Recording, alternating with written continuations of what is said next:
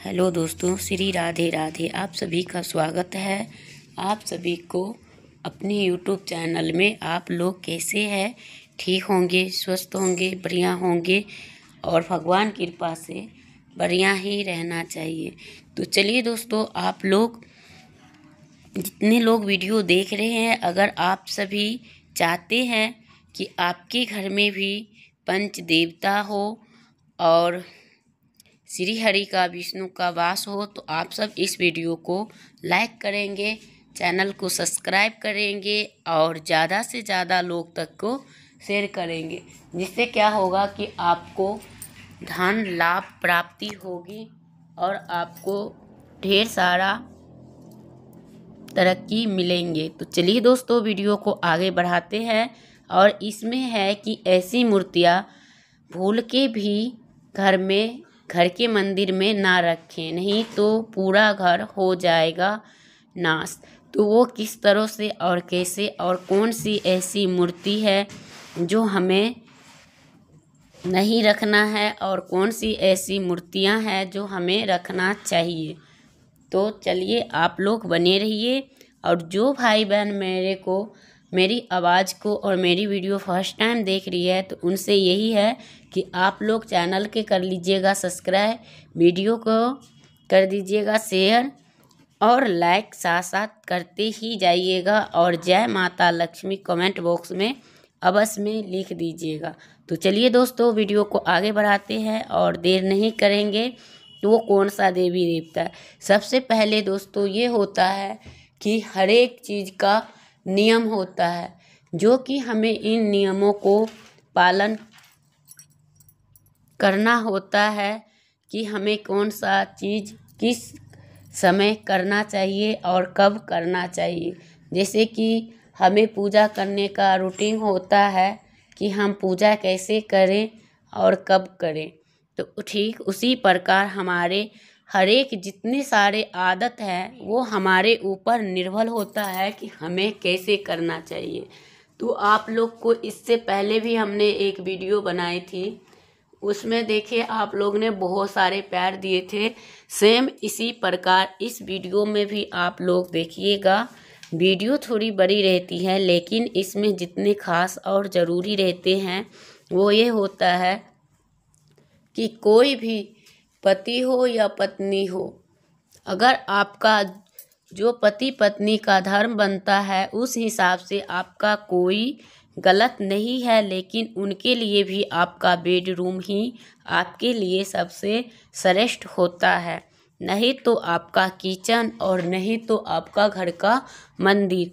क्योंकि अगर आप जिस घर में आपका मंदिर है और उसी घर में आप पति पत्नी साथ रहते हैं और साथ में और आप लोग संबंध बनाते हैं, तो इनसे आपको बहुत बड़ा पाप लगता है। और उससे क्या होता है, धीरे धीरे करके आपके घर में विनाश होने लगता है। जब विनाश होता है तब उस आदमी को अकल या उस औरत को ठिकाना आते हैं।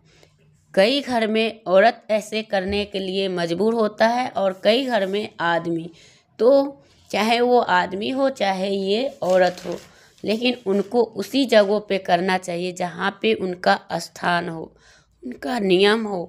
क्योंकि सभी चीज़, जैसे हम खाना खा रहे हैं तो हमें जब भूख लगता है हम उसी समय खाते हैं। ज़रूरी नहीं कि हम कहीं भी बैठ के कहीं भी खा लें, ऐसा तो होता नहीं है। तो ठीक उसी प्रकार इनको नियम को पालन करना चाहिए। और जो लोग को ये लग रहे हैं नहीं ये ऐसे ही है, तो शास्त्र में ऐसा गलत कभी दिया नहीं जाता। और आप एक बार हमारी मानो, जो लोग इन चीज़ पर भरोसा नहीं कर रहे हो, तो एक बार ट्राई करके देख लो। जब बर्बादी होना स्टार्ट हो जाए तो फिर कमेंट करके बताना चाहिए कि हाँ मैंने करके आजमा के देखे थे और हमें हुआ है। ये 100% सत्य है, होता है तो होता है। ये हो गया।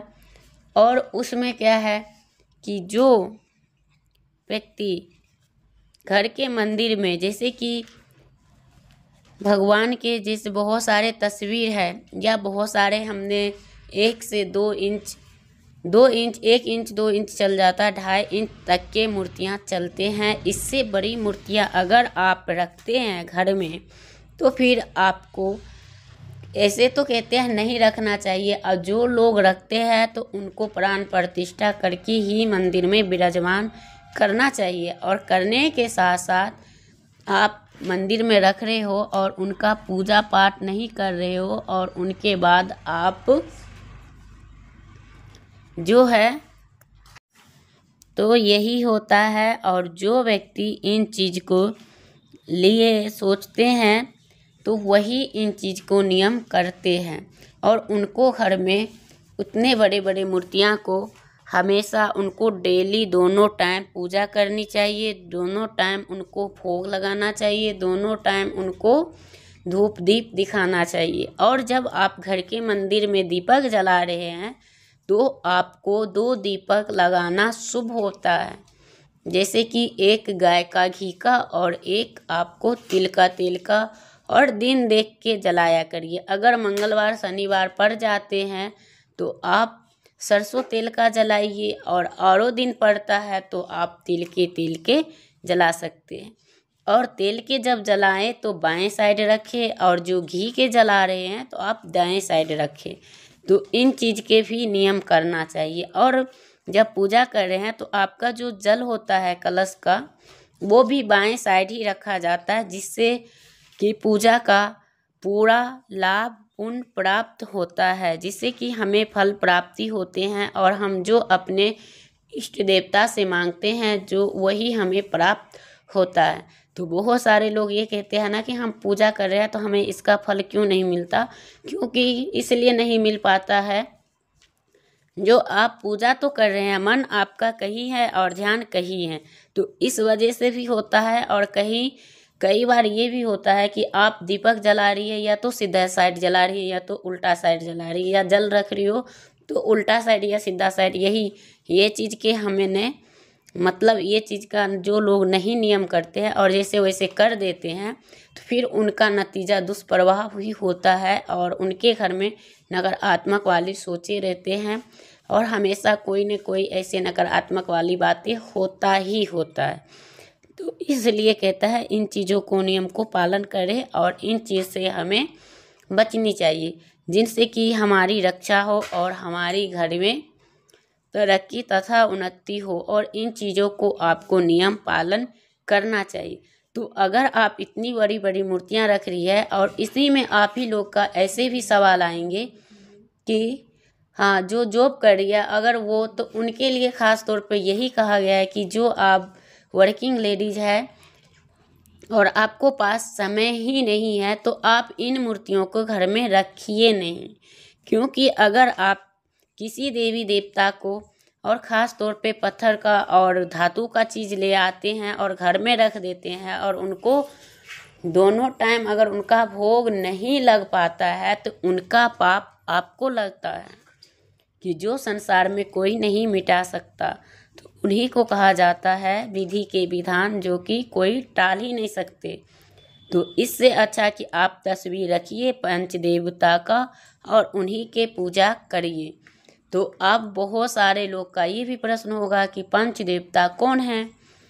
तो आप सभी को पता है, सबसे पहले तो पंच देवता ऐसे बहुत सारे लोग को पता भी है और बहुत सारे को नहीं भी है। तो पंच देवता वही होते हैं जो हमारे शिव पंचायत होते हैं। तो शिव पंचायत में तो आप जानते ही होंगे कि शिव पंचायत के सबसे पहले कोई भी कार्य होता है, घर में कोई भी पूजा, वो कौन है, तो वो है हमारे गणेश जी। तो उनका होता है, फिर होता है श्री हरि विष्णु का, फिर होता है शिव भगवान का, फिर होता है सूर्य देव का, फिर होता है माता दुर्गा का। तो इन 5 देवता का जो लोग पूजा करते हैं और विधिवत, तो उनको बहुत सारे लाभ होते हैं। और इनके पूजा के साथ साथ आपका जो इष्ट देवता है, यानी कि आपका खानदान में जो कुल देवता होता है, हर एक खानदान में होता है, हर एक जाति पाति में मानव को हर एक रूप में ही होता है अपना अपना कुल देवता। तो उनका नाम से भी पूजा किया करिए। और जो है जो ये घर कलेश होता है उसके मतलब जैसे हुआ घर के वास्तु दोष होता है उनके नाम से भी, जैसे कि हमारे घर में कभी काल बहुत सारे बिना वजह के भी कलह हो जाता है, तो ये होता है हमारा वास्तु शास्त्र गलत है, जिस वजह से ना चाहते हुए भी लड़ाई झगड़ा हो ही जाता है। हम कोई बढ़िया काम करते हैं तो उनका उल्टा परिणाम होता है। तो इससे अच्छा कि आप लोग उस समय ध्यान दें पूजा करते समय और उनसे हाथ जोड़कर विनती करें कि जो कुछ हो रहा है वो अच्छा नहीं हो रहा है और उनको आप सब कुछ को ठीक करिए, बढ़िया करिए, तो वही आपको ये दोष को हरेंगे। लेकिन होता है ये भी कि आपको अगर ये सब चीज़ हो रहा हो तो आप अपने घर में सुंदरकांड के पाठ करवा सकते हो, भागवत, चाहे हरे रामा हरे कृष्णा, ये सब भी आप करवा के अपने घर का जो वास्तुशास्त्र होता है उनका हटा सकते हो, कटा सकते हो। और नहीं तो आप उससे भी बेहतर करना चाहते हो तो कम से कम गायत्री मंत्र का जाप करवाए पंडित जी से 1000 बार, 1100 बार, 21 बार, ऐसे करके 108 बार, तो ऐसे भी करवा सकते हैं। तो इससे भी आपका घर कलेश जो होता है वो ख़त्म हो जाता है।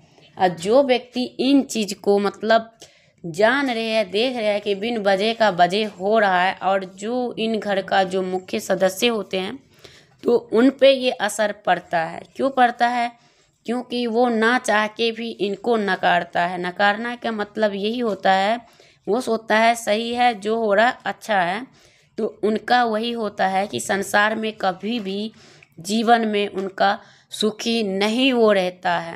और नहीं रहने का कारण वही होता है, चाहे भले सब कुछ होने के बावजूद भी ना होने का बराबर होता है। और संसार में हर एक मनुष्य का धर्म बनता है अपना कर्म और मान सम्मान, तो वो उस व्यक्ति को नहीं मिलता, चाहे वो कई जन्म जन्मता है तो वो चीज़ वो संसार में नहीं भोग पाता। तो उसका रीज़न यही है कि ये न किसी समय ऐसा कार्य किया था जिस वजह से ये दशा उनको इस जन्म में भी और आने वाला भी समय में वही होता है। तो जो घर के मुखिया होता है जैसे हमारे पंच देवता, तो ठीक उसी प्रकार होता है।